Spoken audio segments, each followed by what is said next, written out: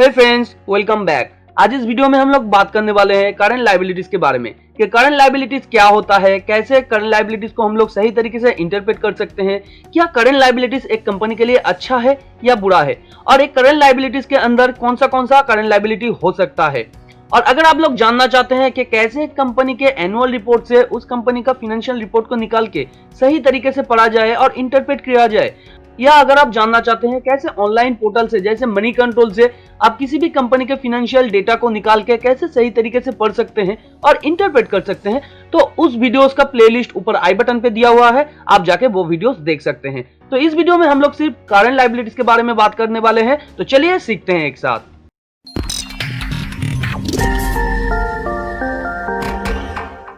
तो पहले हम लोग जान लेते हैं करंट लायबिलिटीज होता क्या है। एक कंपनी के अंदर अगर एक साल या उससे पहले जो लायबिलिटीज आने वाला है, यानी कंपनी को जो खर्चे पे करना है, उसे ही हम लोग करंट लायबिलिटी कहेंगे। फॉर एग्जांपल, अगर आज से 3 महीने बाद कंपनी को किसी भी खर्चे को पे करना है तो वो करंट लायबिलिटीज के अंदर चला आएगा। मगर अगर आज से 1 साल 2 महीने बाद कोई खर्चा आने वाला है कंपनी में और कंपनी को उसे पे करना होगा, तो वो करंट लायबिलिटीज के अंदर नहीं आएगा, वो लॉन्ग टर्म लायबिलिटी के अंदर चला जाएगा। तो 1 साल या 1 साल से पहले जो खर्चा कंपनी में आएगा और कंपनी को पे करना होगा, वही होता है करंट लायबिलिटीज।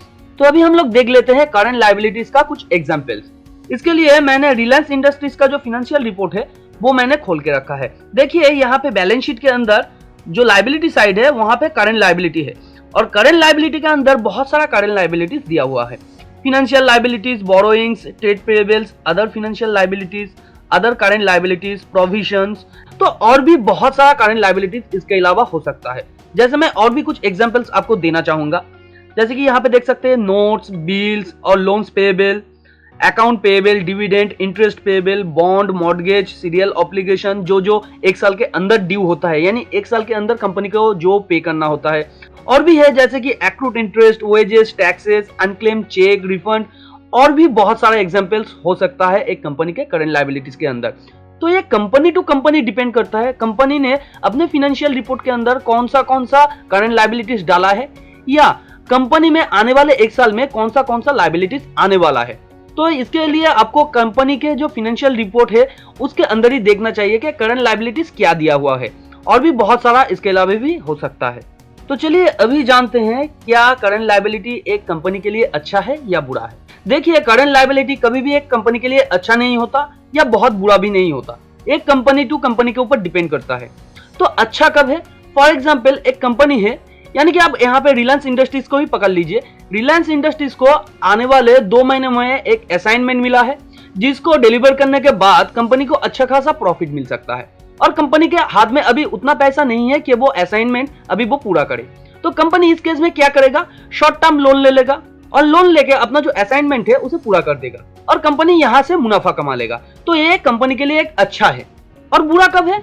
मान लीजिए कंपनी को बहुत ज्यादा लॉन्ग टर्म लायबिलिटीज है, और लॉन्ग टर्म लायबिलिटीज आने वाले दिनों में शॉर्ट टर्म लायबिलिटीज में कन्वर्ट हो जाएगा। तो शॉर्ट टर्म लायबिलिटीज में जब कन्वर्ट हो जाएगा, कंपनी उस लायबिलिटी को मीट करने के लिए कंपनी बोरो कर रहा है, बैंक से हो सकता है, या अपना जो बिल से उसके थ्रू या बॉन्ड के थ्रू कंपनी बोरो कर रहा है। तो ये जो कंपनी शॉर्ट टर्म के लिए बोरो कर रहा है, ये बोरो करना ही कंपनी के लिए खतरनाक हो सकता है, क्योंकि कंपनी का यहाँ पे रेवेन्यू नहीं बढ़ रहा है, कंपनी का प्रॉफिट नहीं बढ़ रहा है, क्योंकि कंपनी वो डेट लेके अपने एक्सपेंशन में काम में नहीं लगाएगा। कंपनी क्या कर रहा है? अपने जो long term liability short term liabilities में कन्वर्ट हो गया है, उसे कवर करने के लिए यहाँ पे बोरो कर रहा है। तो यहाँ पे इस वजह से कंपनी का करंट लायबिलिटीज अभी बुरा है। तो अभी जान लेते हैं एक कंपनी के करंट लायबिलिटीज को कैसे हम लोगों को इंटरप्रेट करना चाहिए। जब भी आप किसी भी कंपनी के करंट लायबिलिटीज को इंटरप्रेट करने जाएंगे, तब ये जरूर चेक कीजिए कंपनी के जो करंट लायबिलिटीज है वो अपने करंट एसेट से कम है। नहीं तो क्या होगा, कंपनी का जो करंट लायबिलिटीज है उसे मीट करने के चक्कर में कंपनी को और भी बोरो करना पड़ सकता है, या अगर कंपनी उस करंट लायबिलिटीज को मीट नहीं कर पाता है तो कंपनी इंसॉल्वेंसी प्रोसेस में भी चला जा सकता है और कंपनी बंद भी हो सकता है। सेकंड, अगर ईयर ऑन ईयर कंपनी का करंट लायबिलिटीज बढ़ रहा है, तो आपको ये जरूर चेक कर लेना चाहिए कि कंपनी का करंट लायबिलिटीज इतना क्यों बढ़ रहा है। क्या कंपनी अपने लॉन्ग टर्म जो बोरोइंग है या लॉन्ग टर्म जो लायबिलिटीज है जो करंट लायबिलिटीज में कन्वर्ट हो गया है, उसे मीट करने के चक्कर में क्या करंट लायबिलिटीज बढ़ा रहा है, या कंपनी का कोर्स ऑफ बिजनेस यही है कि कंपनी करंट लायबिलिटी लेके क्या अपना रेवेन्यू बढ़ा रहा है। प्रॉफिट बढ़ा रहा है और कंपनी को अच्छा खासा फायदा दे रहा है। तो इसे हम लोग एक एग्जाम्पल के थ्रू समझने की कोशिश करते हैं। हम यहाँ पे रिलायंस इंडस्ट्रीज का ही एग्जाम्पल लेंगे। तो हम लोग देख लेते हैं रिलायंस इंडस्ट्रीज का जो करंट लायबिलिटी है वो बढ़ रहा है या घट रहा है। तो यहाँ पे अगर हम लोग देखें रिलायंस इंडस्ट्रीज का जो करंट लायबिलिटी है वो ईयर ऑन ईयर बढ़ रहा है और कंटिन्यू बढ़ रहा है। तो इस हिसाब से क्या रिलायंस इंडस्ट्रीज का जो प्रॉफिट है, जो रेवेन्यू है वो बढ़ रहा है, वो भी चेक कर लेते हैं एक बार। तो रिलायंस इंडस्ट्रीज का जो पिछले 5 साल में रेवेन्यू बढ़ा है वो कंटिन्यूअली बढ़ा है और जो प्रॉफिट है वो भी यहाँ पे हम लोग देख सकते हैं कि प्रॉफिट भी कंटिन्यूअली बढ़ रहा है। तो यहाँ पे रिलायंस इंडस्ट्रीज अपने करंट लायबिलिटी को लेके अपने ग्रोथ और एक्सपेंशन में काम में लगा रहा है, जिससे कि कंपनी को भी फायदा मिल रहा है और कंपनी का जो बिजनेस है वो भी बढ़ रहा है और करंट लायबिलिटीज अच्छे तरीके से मीट हो जा रहा है। मगर और भी कंपनी से जहां पे कंपनी करंट लायबिलिटीज तो ले रहा है मगर कंपनी का जो रेवेन्यू है, जो प्रॉफिट है वो नहीं बढ़ रहा है।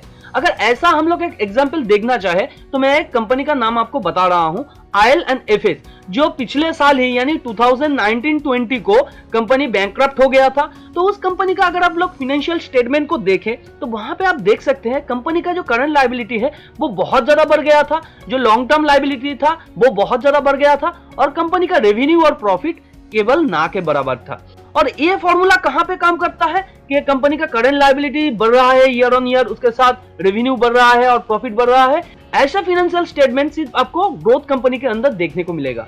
और अगर आप एक हेवी एसेट वाला कंपनी को देखेंगे तो वहां पे आपको करंट लायबिलिटीज उतना ज्यादा नहीं मिलेगा। तो ऐसा आप लोग अगर एक एग्जांपल चाहते हैं तो टीसीएस एक ऐसा कंपनी है, टीसीएस का करंट लायबिलिटी से ज्यादा टीसीएस का एसेट है। और अगर कोई साइक्लिकल कंपनी है उनका अगर आप बिजनेस मॉडल को देखेंगे तो देखेंगे एक साल में बिजनेस बहुत ज्यादा बढ़ता है, दूसरे साल में बिजनेस बहुत ज्यादा डाउन हो जाता है।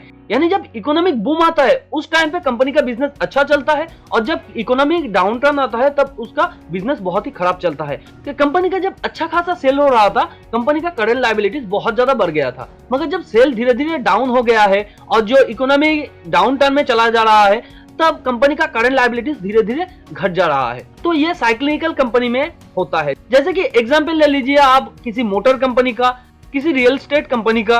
नंबर 3, जब भी आप किसी भी कंपनी के करंट लायबिलिटीज को इंटरप्रेट करने जाए तब उस कंपनी का जो करंट रेशियो है उसे आप जरूर चेक कीजिए कि ईयर ऑन ईयर कंपनी का जो करंट रेशियो है वो खराब हो रहा है कि नहीं। अगर खराब हो रहा है तो वो क्यों हो रहा है, कंपनी जो करंट रेशियो बढ़ा रहा है या घटा रहा है वो कहां से और कैसे घटा रहा है या बढ़ा रहा है।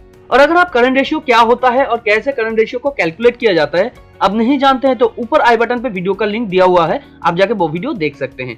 तो उम्मीद करते हैं करंट लायबिलिटीज क्या होता है और कैसे इसे इंटरप्रेट करना चाहिए वो आपको समझ में आ गया होगा। अगर वीडियो में यूज किए गए कोई भी फाइनेंशियल टर्म आप लोगों को बहुत ज्यादा कॉम्प्लिकेटेड लगा हो या आने वाले दिनों में आप कोई भी फाइनेंशियल टॉपिक के ऊपर वीडियो चाहते हैं या आप चाहते हैं कोई भी फाइनेंशियल सीरीज में स्टार्ट करूं तो नीचे कमेंट में आप उसके बारे में जरूर लिख सकते हैं।